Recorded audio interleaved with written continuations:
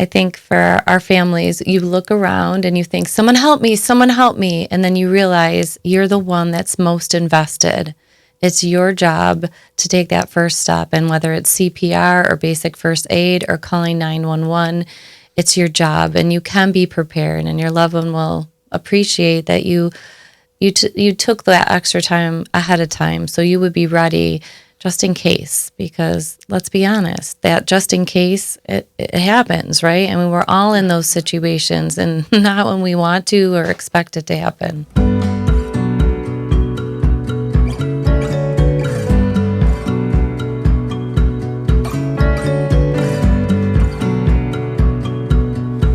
Hello, and welcome back to Finding Common Ground with Heather and Steve.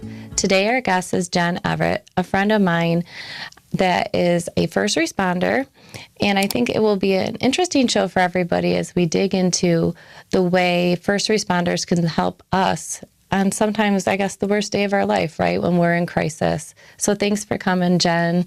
I'm glad you could be with us. You're welcome. You're welcome. I would love if you could start with just a little bit about you and what brought you maybe to this profession. What drew you to it? I was in college, and there was a sign on the thing that said the ambulance needs you. I'm like, wow, I could try that. And that was actually how it started, with a volunteer agency in Livingston County, New York. And that was in 1989. There you go. See, posters work, right? You saw that and you signed right up. They did then anyways. Right. And so when you first started, it had to be a little bit different than it is now. What would you say when you look back at the start of your career compared to now? How has the field changed? So things have changed exponentially and pretty quickly. For call volumes, that's increased all over. During COVID, it went crazy, and it's never come down. Technology has really come a long way. I can't tell you how many times I've been in a doctor's office and I'm putting equipment on the patient, and they're like, "You have that? But wait, how long have you had that?" Or they'll say, "You have that medicine?" Yeah, yes, we do, sir. So that's probably the biggest thing as far as changes, but technology and those changes are always good. Everybody struggles with staffing. Mm-hmm. So there's, everybody has their own struggle, which is why we're here today. And, keeping people in the industry is very hard. I would imagine the burnout is pretty high. It is very high. Yeah. It's very high.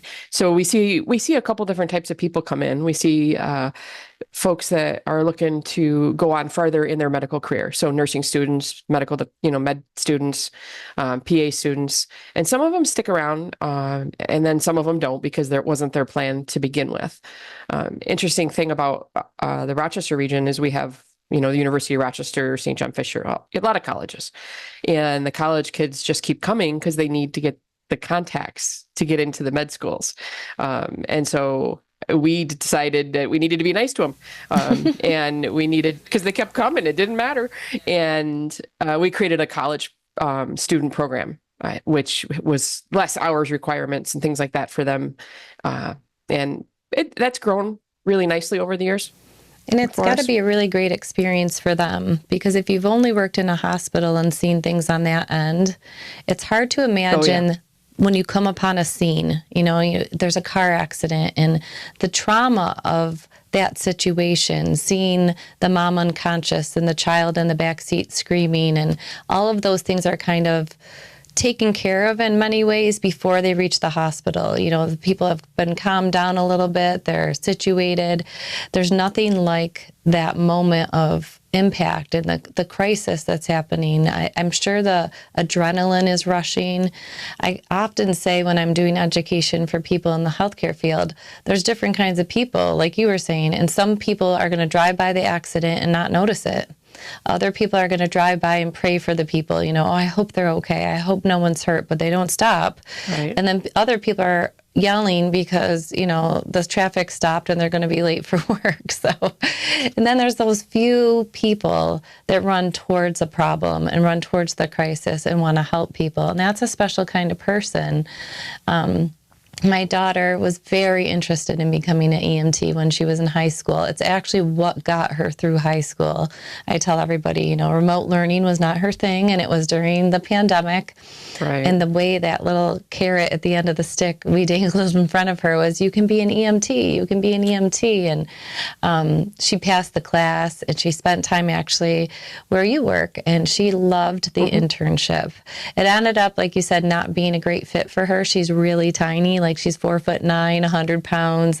Right. Just that her size made it a little bit difficult for her, but the experience will stay with her, because being able to help people in that moment, there's nothing like it, But I'm sure there are situations that you go home after your really long shift and you think, I wish we had done that better, right? Yeah. Yeah. Or, yeah, for sure. And for families, I know Steve and I did a little research and talked to different families, and we have our own personal experiences.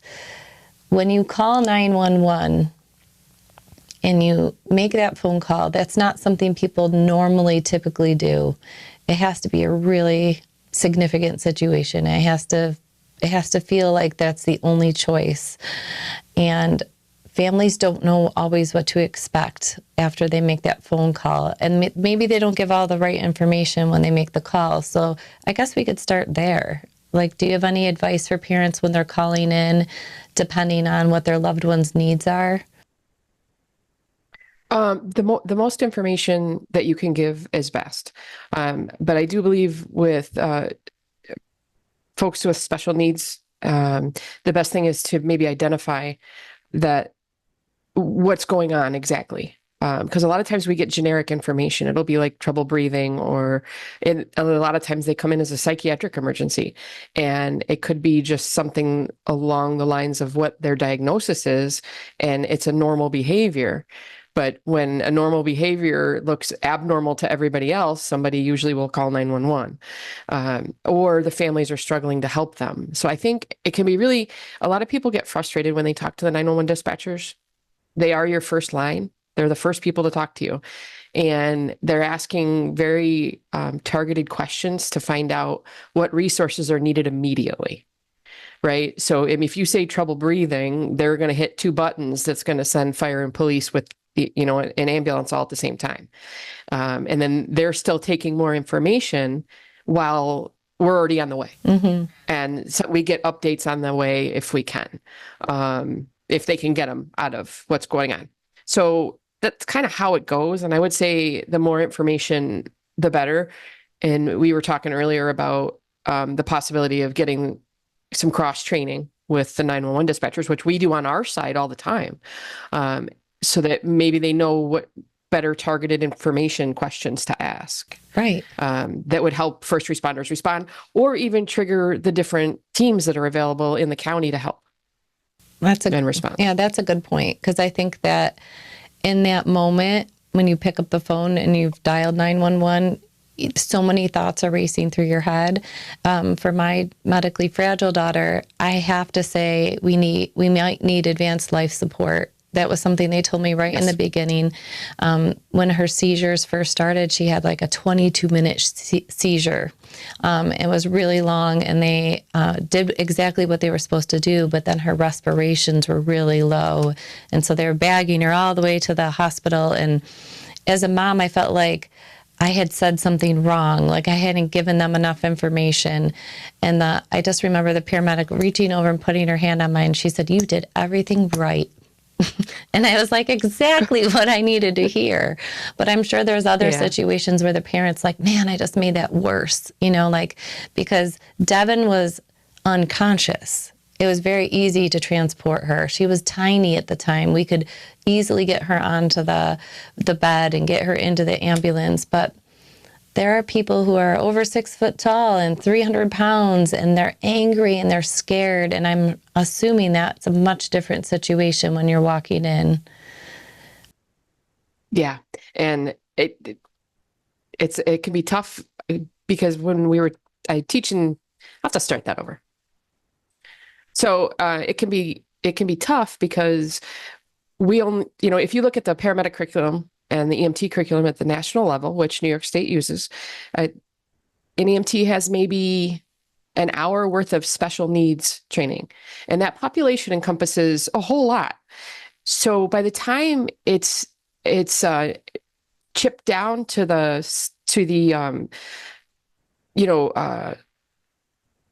sensory and autism folks, it's like 15 minutes. And a paramedic class maybe gets a 4-hour session on all of them, which is better. But so these folks, some of them are young, 18, 20, 21 years old. They might not have a lot of life experiences, and they definitely don't have a whole lot of experience on the ambulance yet. I recall being there. And I remember being terrified of this young lady that had cerebral palsy, and we had to transport her back and forth to her school every day because she had seizures too.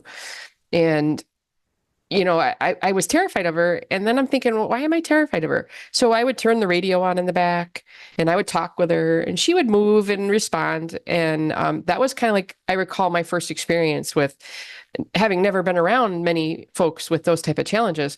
And then I got to the point where I was the one, I'm like, hey, I want to go get her today. It's my turn. And everybody's like, fine, go ahead.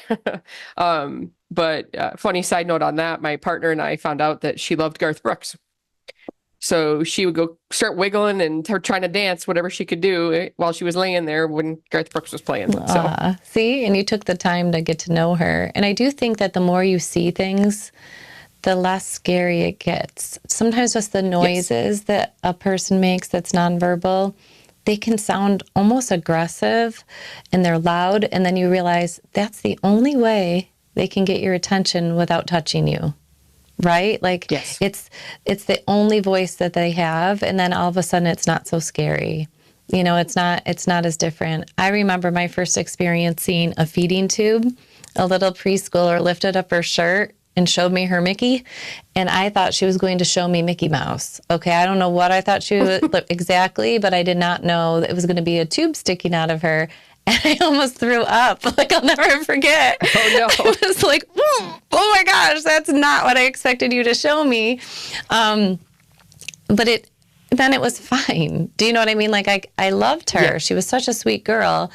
And she taught me that this is just how I eat. Like, she was so matter of fact about it. And so when first responders are coming on the scene, I'm guessing if they're coming across something new or novel to them, the people who are there and familiar with the person are their best resources because you can see how they're approaching them, how they communicate with them. But what do you do when there's no one? Like, if somebody wanders away and they elope and they're in the snow and somebody finds them, at the bus stop and they don't have shoes on, like that horrible scenario, and there's no one there who knows them, how would first responders approach that? Well, I guess it would depend on how they're acting. I'm obviously somebody that appears to be outside of a normal setting and in danger. We're not going to leave them. They're going to have to go to the hospital because we don't really have any other option. Do they have ID? Can we contact their family? Do they know they're missing? Has somebody already said, called 911 and said somebody's missing? And then we can connect faster with families and resources if it's available. But if they have nothing on them, it could be hard. It could be very hard and very scary for that individual, I would think. Yeah. And you don't know what their interactions with police officers or firefighters or paramedics have been up until that point. I mean, for Devin, if somebody shows up in a white coat, she's going to run. I mean, to this day, she's 17, but she's like, people in white coats have done pretty crazy things to me, and I don't want anything to do with it. So, like, when we're walking into a doctor's office, I can let them know, could you leave the white coat outside? Just come in and try to approach her in a friendly way. And you had shared with Steve and I a story about somebody that needed a minute to warm up. And I think for our audience, they totally appreciate that because if you go into a dental office, our kids aren't going to hop right in the chair and open up their mouth. Well, some of them will, but some of them won't, right? And they need that extra time to desensitized to the situation and feel safe. And when you're walking into someone's home, instead of running right to them and approaching them like I'm taking over, you had mentioned just sitting down on the couch and acting as a guest, and see if the person will come to you. Yeah. So when we arrive on a scene, obviously, if it's life-threatening emergency going on, then, so I know there's been times where, I get a call for something that's could be terribly life-threatening.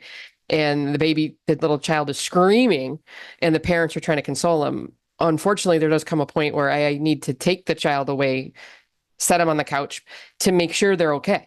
But when I walk in and there's somebody that looks like they have special needs, or a lot of times the families will tell you, they're autistic, they're Down syndrome, and then so the first thing I always say is, what's the best way to approach them? And I remember the mother, she kind of looked at me funny and she's like, well, can you sit on the couch? Sure, I can sit on the couch. And he had fallen and he bit his tongue. So it was nothing life-threatening. And so I just waited and he came over and, I said hello and he kind of looked at me like, I don't know about this. He was 6. And so I just waited and then my stethoscope attracted him and then he touched my arm. So I reached over and I touched his arm back and then I pointed to his mouth and then I opened my mouth and he opened his mouth and then he was letting me do a relatively really good exam on him. I didn't bother to try to take a blood pressure because that was just going to make him upset. But we determined with his mom and his primary caregiver that he didn't need to go to the hospital. And his mother signed the paperwork so that the ambulance could be released. And I got a hug as I was leaving. She's like, he has never hugged anybody. Isn't that a nice feeling, though? Because you honored them, you respected them. And I think our audience should hear that part. Sometimes you're worried to call 911 because you think, I don't want to go to the hospital, but something's really wrong. Like that.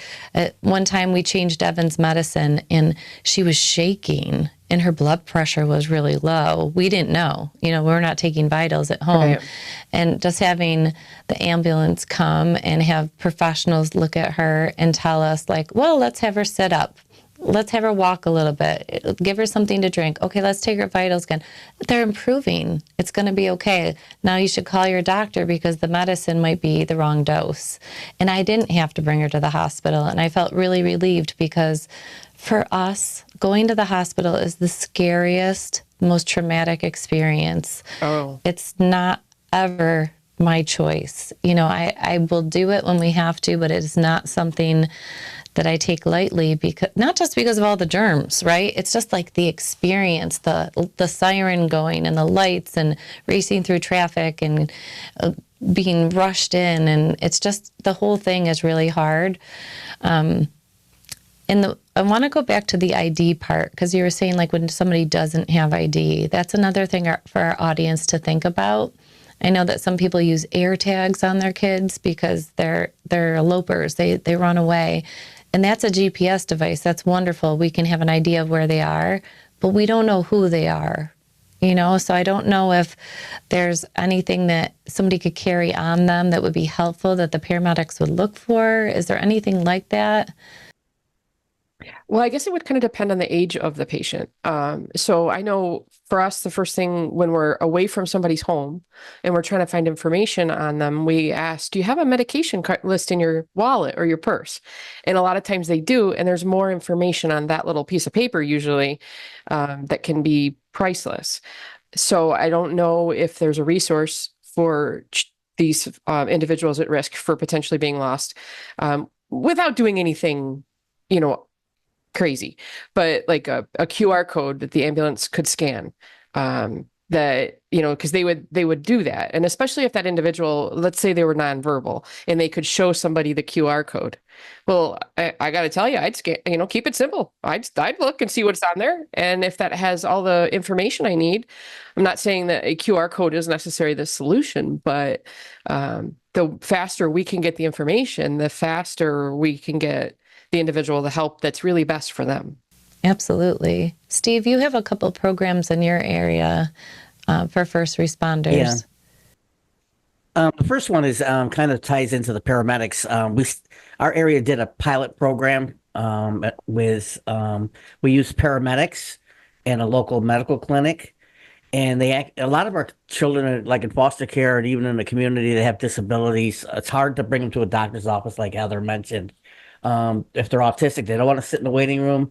They see the needles. They don't want to have all that done, and they're not comfortable in those environments. So the program was set up by this clinic and the paramedics in our area using their vehicles.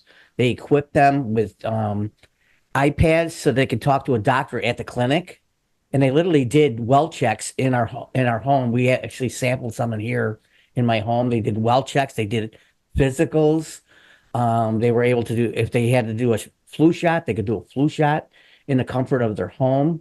And it got a lot of publicity around here, and they changed the administration at the clinic and they shut it down. And boy, I wish that you were around my area so that you could help us to try and get something like find a way to get that back, because so many parents in our area love that particular program, because they're, like I said, they're most comfortable in their home.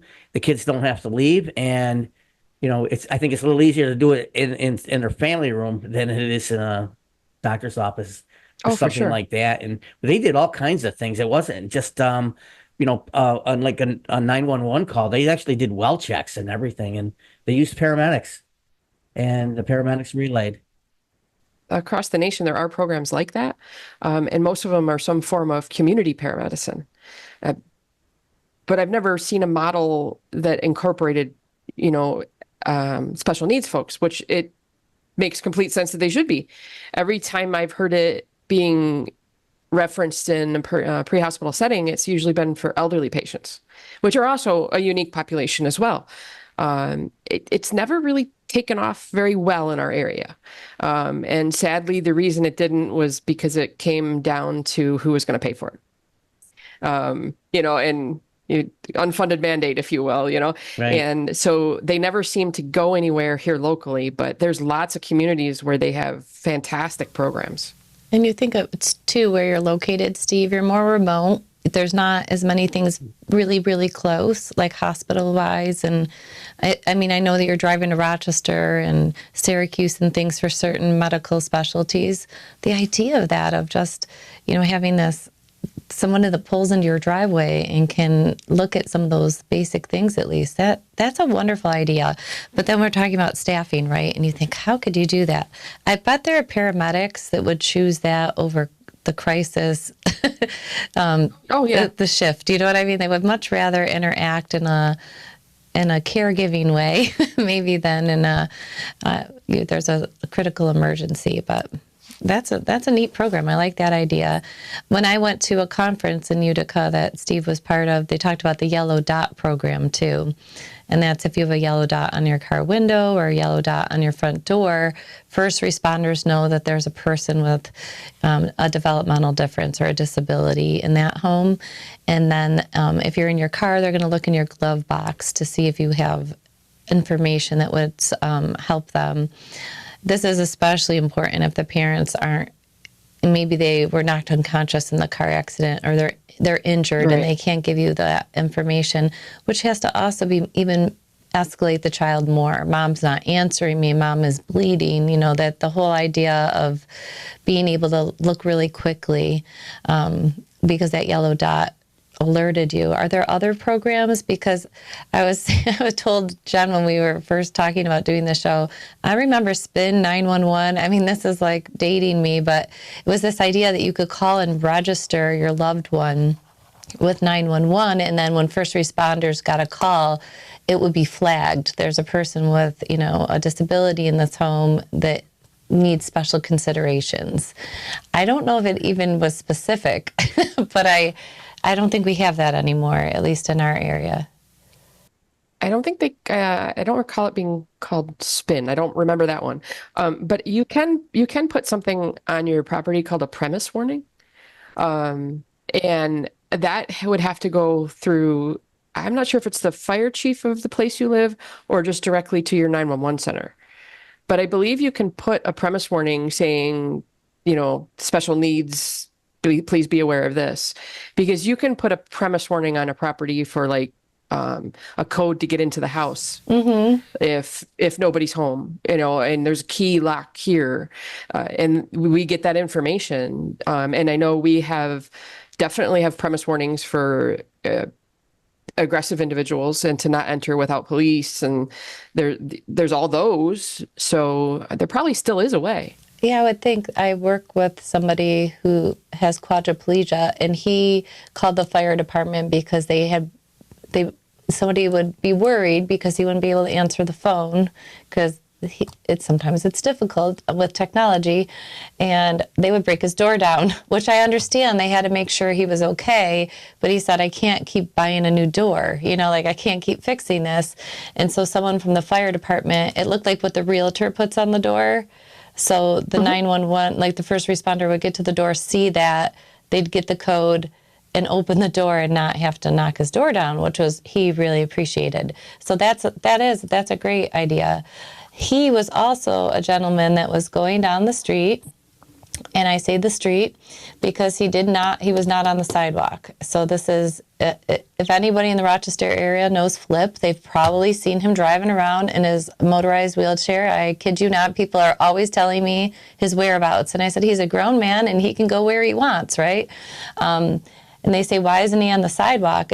The sidewalks are so uneven. If you don't have trunk control and your arms don't protect you in a way, like to hold you in your chair, he has flipped his chair, he has tipped it over, he's fallen out of his chair. So he drives in the bike lane.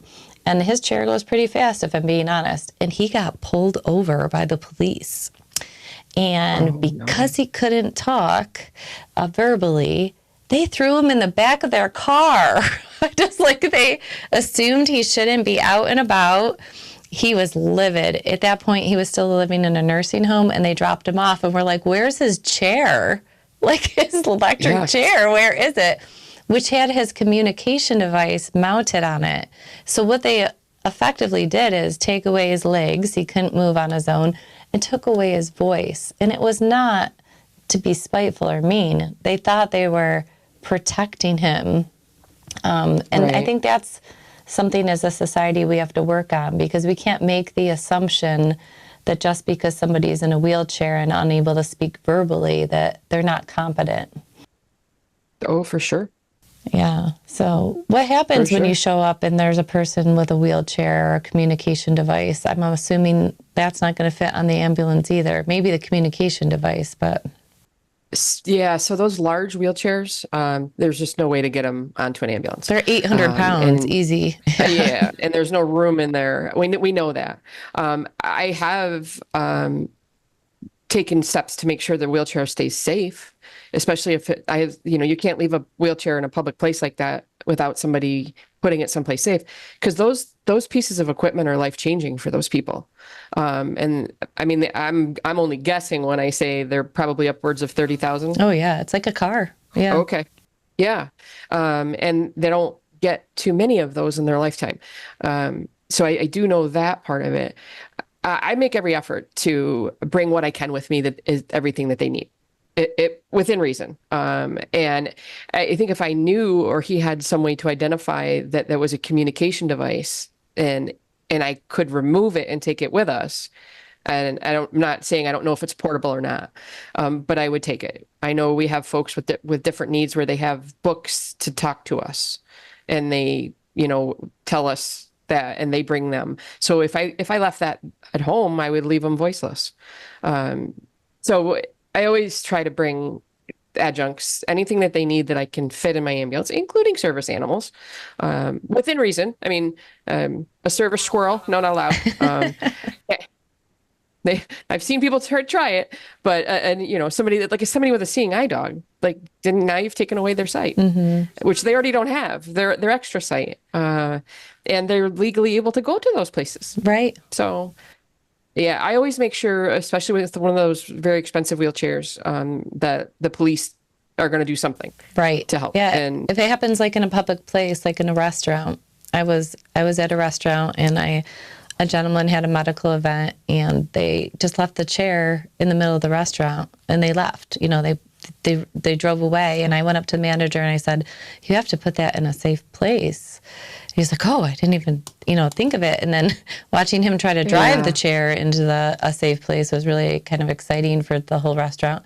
They don't drive as well as you would think. It's pretty amazing what people can do. And that my friend Flip that I had just mentioned drives with his head. Okay. Like he is like steering it and accelerating with the back of his head. It's pretty amazing how efficient he is with it. But when your body doesn't cooperate, you find a way. And so you have to think too, like glasses. Maybe you took the glasses off during the medical event, but when they wake up at the hospital, they won't be able to see. So those are all things to think of as family members when we're in that crisis situation. Is there anything, we had talked to Dr. Pham from the Institute of Exceptional Care, and they're working on an app, a free app that people could use in an emergency that they give to a medical professional that just gives them a snapshot of what's important. If you don't have an app like that, I have a binder for Devin, but I always feel like giving a first responder an entire binder is probably not helpful. Maybe it is. What are your thoughts on what families could do to prep and to make sure that there's information for you to look at? The binder is actually quite helpful. And you do learn by fire to navigate them and get the information out you need. But some of the information that could change our interaction with the individual or understand better how to interact with the individual, that might not be information we get to. Because if it's not right in the first 3 or 4 pages, I can't go through every single page to see exactly everything in here while I'm driving to the hospital and taking care of the patient. So I think if there was an app that an individual had on their phone that they could hand to first responders, would be very helpful. And I mean, I think I said before, keep it simple. If somebody is handing you something that's going to help you take care of them, why would you not? Right. Read it. So, yeah. Because there could be, you had mentioned at one point, like different conditions that you have to know what their blood type is, or you have to know if there's a drug they're taking because there could be an interaction. So those are things that I would imagine you'd want right on that first page. Yeah. Yeah, I told you earlier, there was a very sad outcome for one young man who had hemophilia, and he didn't even have his own ID on him. So the hospital didn't know who he was. I think by blood work, they figured out that he was hemophilia, but something went terribly wrong. He went to the right hospital, but he didn't go to the best hospital for his hemophilia, according to our protocols in Monroe County. And he was given the wrong factor and had a very negative outcome. So it was really quite sad that there was nothing on him that somebody could have gotten to. So the places that we teach first responders to look for bracelets, necklaces, checking their wallets. So every normal person doesn't go around looking in people's wallets. But if there's somebody not responding, one of the first things I'm doing is digging through their purse or their wallet, looking for a medical ID alert, a medication list, anything that might help me. Because a lot of folks carry that little medication list around. Mm-hmm. That's one of the first places to go. And I know there's this app on the phone called ICE, I think it's called. Mm-hmm. In case of an emergency. Yeah. I have never seen a paramedic use that. So I don't know how helpful that would be because I've never thought of it. And the other part, sadly, with the individual that had a bad outcome was that he didn't want to wear anything that identified him as being different than anybody else. So it was really quite sad. Steve, have any of your kids worn like medical bracelets or anything like that to alert people? I haven't had much luck either when you just said that, so I wasn't sure, but that could be something. Right. So one of the other things that's interesting is everybody's getting into tattoos now, and medical tattoos. So people will put on their chest a little stamp of do not resuscitate, a DNR. My grandma's friend did that. I got to tell you, as an EMS provider, I'm not allowed to follow that. I have to have the actual New York State document in my hand. However, I would notice it, and I would do what I could to try to make sure that we honored the way we could for that individual. And diabetic patients, and they'll have diabetic tattooed on their arm.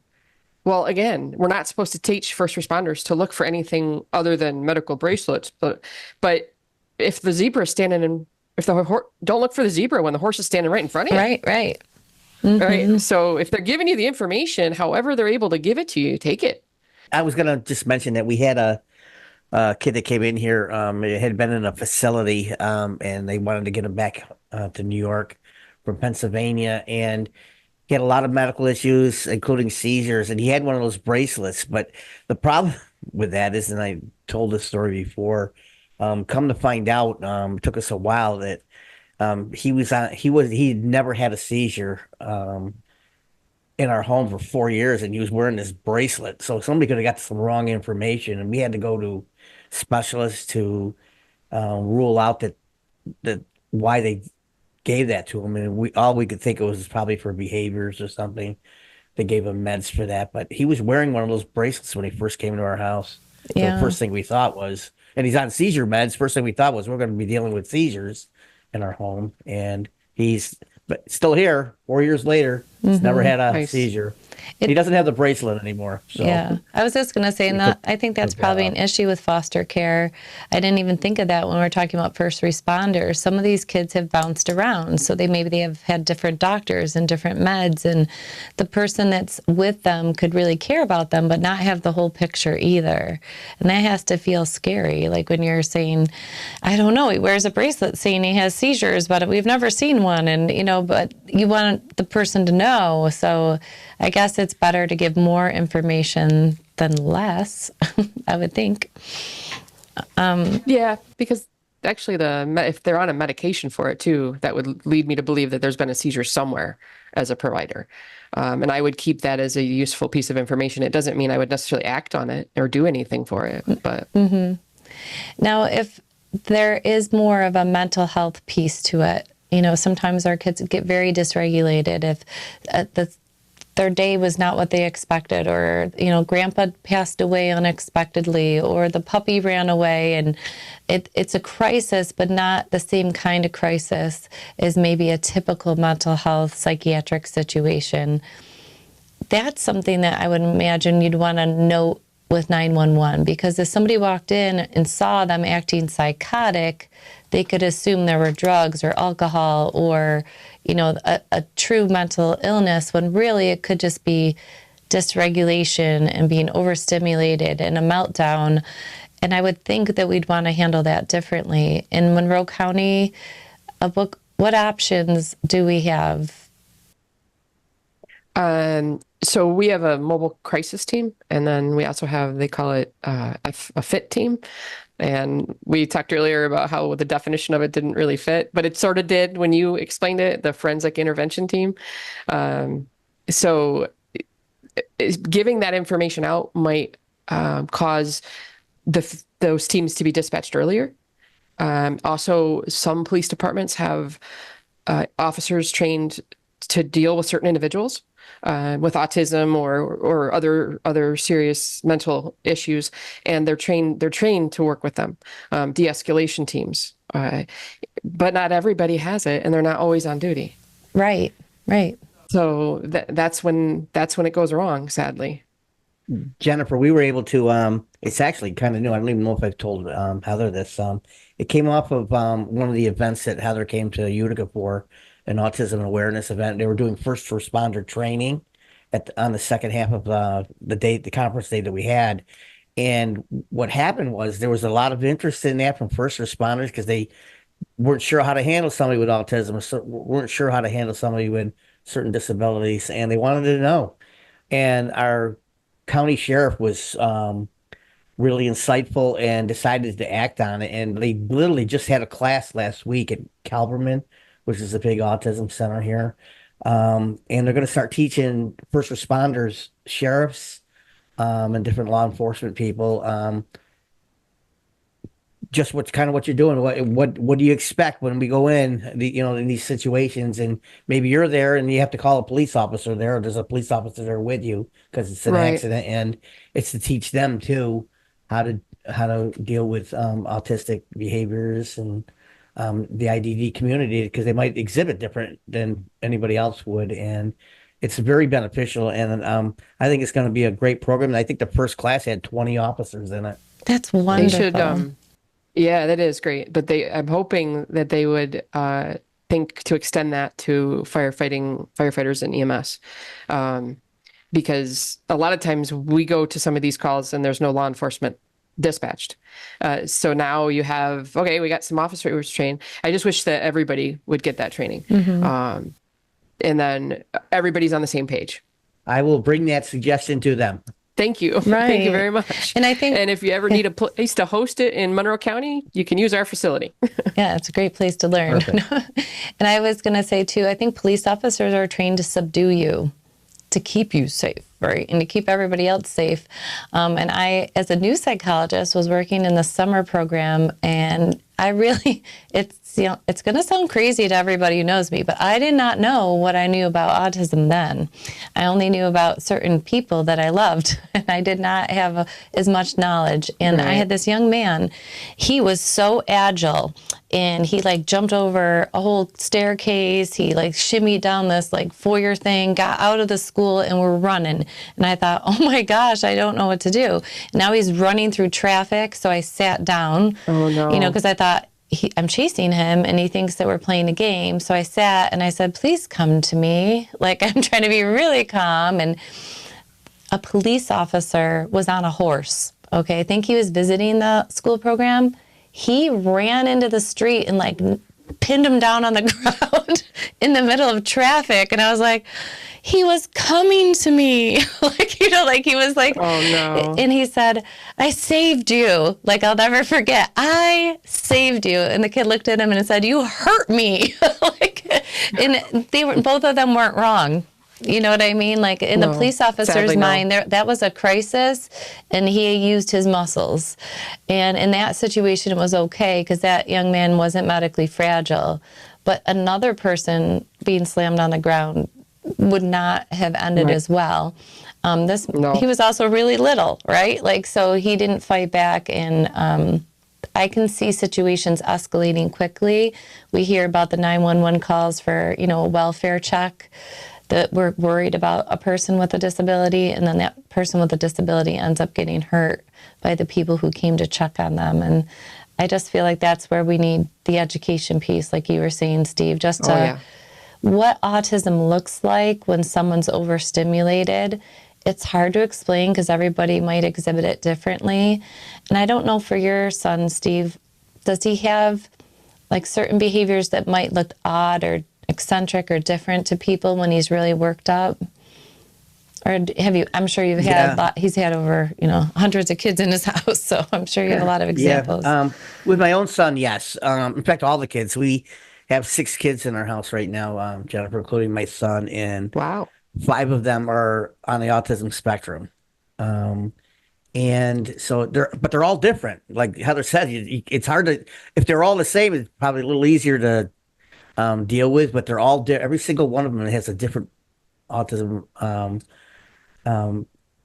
flavor thing, how they exhibit their autism in that. My son, there's times he will talk to himself, and it would be if he's out in public, and it's his coping mechanism when he gets nervous.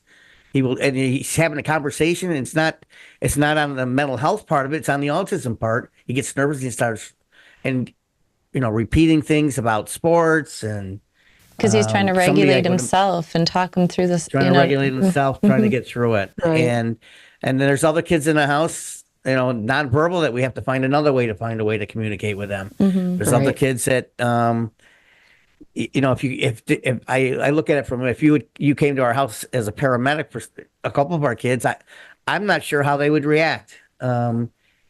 With even getting in a vehicle, because they don't like change and they don't like different situations, and it might be scary to them. And so, and thus the reason why, the education and training is so important. And maybe that's something for parents to talk to their doctor about ahead of time.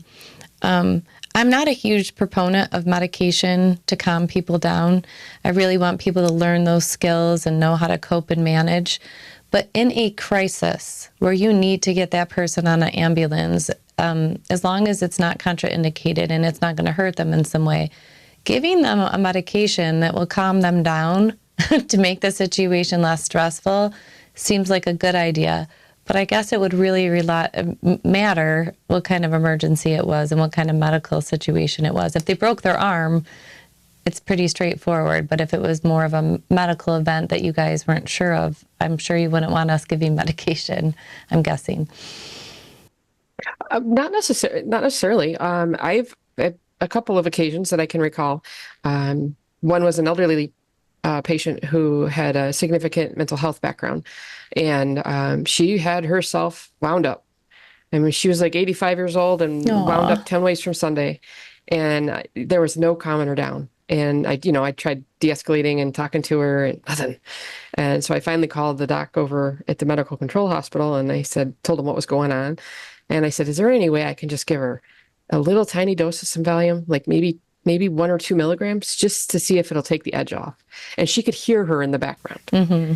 And, she said, is that her? And I said, yeah. I go, I'm not looking to sedate her. I'm looking to just help her. Mm-hmm. And she's like, I think 2 milligrams. Let's try that. And then call me back in 10 minutes if you're not at the hospital already. And when we got there, she was out there waiting for her to see if it worked. And it actually did. Mm-hmm. It worked quite well. But I don't think all providers would think of that. And they're, if they're that worked up and you have a medication and it's going to help them, when I arrive on scene, I can't say, give that to them. But if you've already given it, all you're doing is telling me you did what was part of your protocol for your, loved one or who you're taking care of or whatever. And then, okay, so how long does it take to work? Right. How much did you give them? What am I going to expect to see? Like, are they going to be, is it 5 milligrams and they're going to be asleep in 20 minutes? Mm-hmm. Or is it just a little tiny dose to help get the edge off? I'm not opposed to that. Because if it'll help. For Devin, this is not the medical term, she's very loosey-goosey. Her joints pop in and out very easily. So if you were to try to just, and this is also not the medical term, manhandle her, like just pick her up and try to adjust her and move her the way you wanted.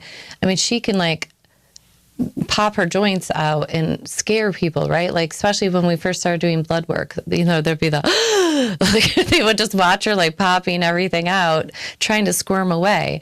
So I warn people, I'm like, she's really, she might do that, and you're gonna be really worried when that happens, but you're not hurting her. But at the same time, you don't want to put someone in a situation where they are in fight or flight if you don't have to. So I think Absolutely. All of those things, like playing the music that they like and making sure they have their favorite blanket with them. One mom would always spray her perfume on this blanket, like when we in the middle of one of these crises, and it would just matter to him. He could sniff it and mm-hmm. hold it, and it would smell like her. And for whatever reason, that really helps. So the families listening right now, think about that. And if you're a self-advocate, what helps you when you're stressed out? Maybe you have a little emergency kit that, like the moms that are about to have a baby, right? They have their bag for the hospital. Maybe you just have this thing that's already set aside for that really bad day when you need to call 911. I think that would be something. And I want to end on a happy note. And Jen is an animal lover, an animal rescuer, and we have many animals from her. I am a failed animal rescuer because I can't give them away. I just collect them, I guess. But we had talked about Sunny. Do you want to tell our audience a little bit about that dog and how he helps in Rochester? Oh, Sunny is a officer at the Gates Police Department, and he's a community engagement dog, and he's a beautiful yellow lab. And the officer brings him out to all sorts of public events to meet the community, to try to make the police department look less threatening and more friendly. And so Sunny doesn't have a drug-seeking job or a bomb-sniffing job. His job is to be a Labrador Retriever and love people. And the community of Gates has completely embraced him. They love him at their events. So that's worked out well.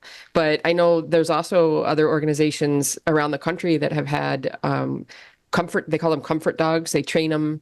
They're probably, I don't want to go so far as to say that they are or they aren't trained as a service dog, but they're trained to provide comfort in times of crisis and fear. And if they identify that might be going on, they'll bring the animal out to try to help.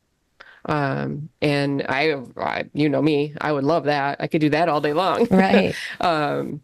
But so it's interesting how we can incorporate different things that people, can use to calm themselves, and some will work and some won't, because like, Scott said, or Steve said, excuse me, there's, they have a mannerism, if you will, but every single one is different. So how do you know? Right. Right. And I find the best way to know is to just listen to the people that are taking care of them. That's where you get your best information. Yeah. I had come up to a crisis with a family, and it was a child I was unfamiliar with, and he was pacing really, really quickly, like actually bouncing off the wall, turning around and running to the other wall, bouncing. And I tried to put my body in the middle of him, like, so he wouldn't hit the wall. And the mom's like, no, please let him. He's getting input. He's not hurting himself. This is how he gets input when he's upset. And I thought, I didn't even ask her. Like, I assumed it was a maladaptive behavior, and maybe it is. Like, he didn't get bruised, he didn't get hurt, but watching someone do something that just is very different, very hard. And you're like, why are they doing that? Now, if he was banging his head on the wall, I still would have tried to put something soft there so he wouldn't be hitting his head. But I think that families, you're right, they know what works for their loved one. And if they called you, it's not really working that well in that moment, but they still can give you insight. Like, this usually helps, or this always triggers them. That I would think would be the thing that you'd really want to know if there's something that's going to set them off. Noise canceling headphones, I think that is something that could be in an emergency kit for families, because being in the ambulance is very overwhelming for me.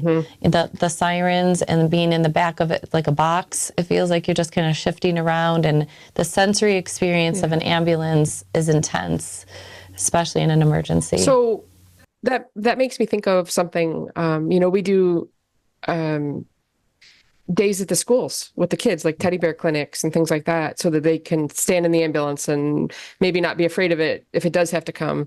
Do they have any programs like that That's interesting. I was thinking of Rock the Flight, where you get to go through the airport and go through security and board a plane, and that was so helpful for my children, because it was just, we could ask all the questions and go through the process. I love the idea of having families maybe even experience the ambulance moving. I don't know if that would work with liability, but it's just a moment, right? Like, and if you can do it, and then you can say, remember, we've been on an ambulance before, or you've seen this before.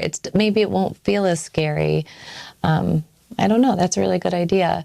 I think that after a medical event and you've had first responders at your home, whether the experience was positive or negative, it'd be really wonderful to reconnect with the people who helped you.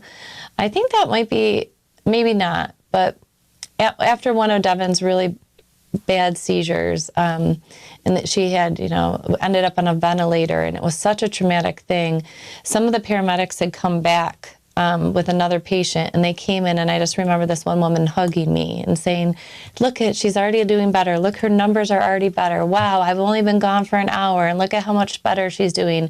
And I stopped by at Gates Ambulance, and I thanked everybody, and I said, that just meant so much to me that you were there when I needed you.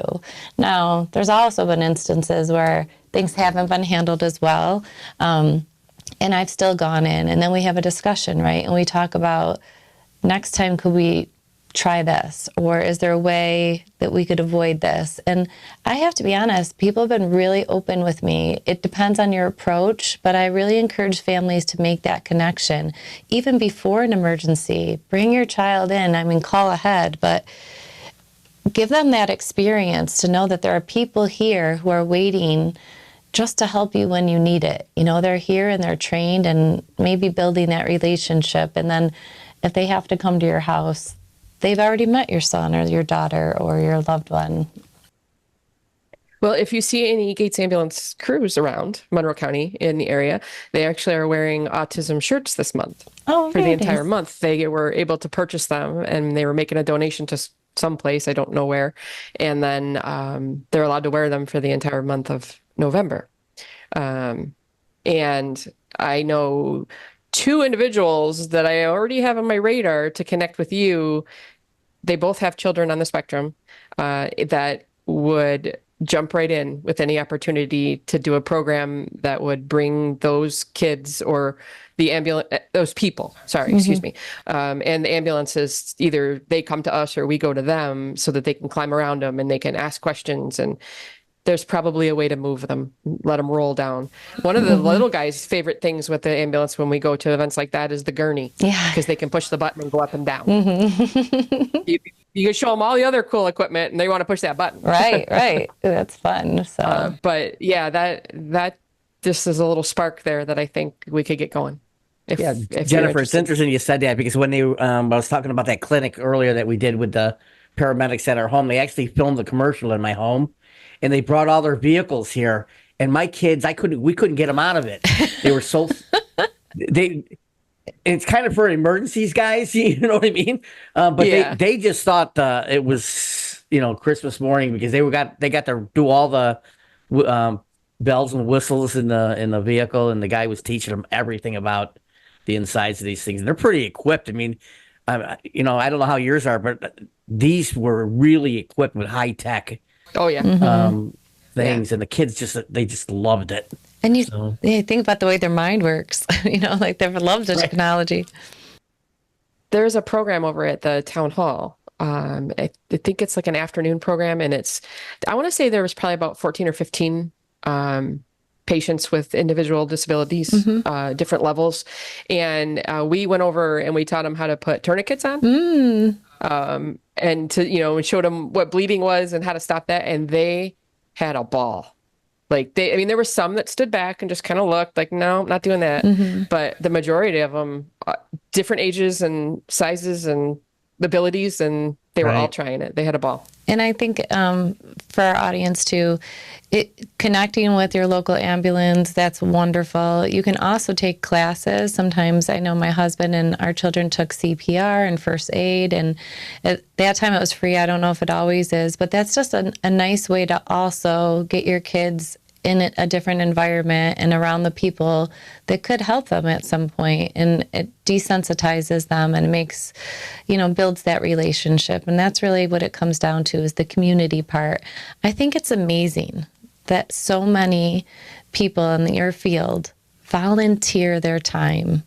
It just blows my mind, because we're all so worried about our paycheck and our benefits, and there are people riding around on those ambulances doing incredibly long hours to protect us and keep us healthy and safe. And I just want to thank you for the work that you've done and for all the people you've helped, because you're a special person. You're a special person to me and my family, but also the whole community, because we need more people like that. And so if someone's listening to our show right now and they want to learn more about becoming a first responder, is there any program or website or something that they could look at to see if maybe that was a good fit for them?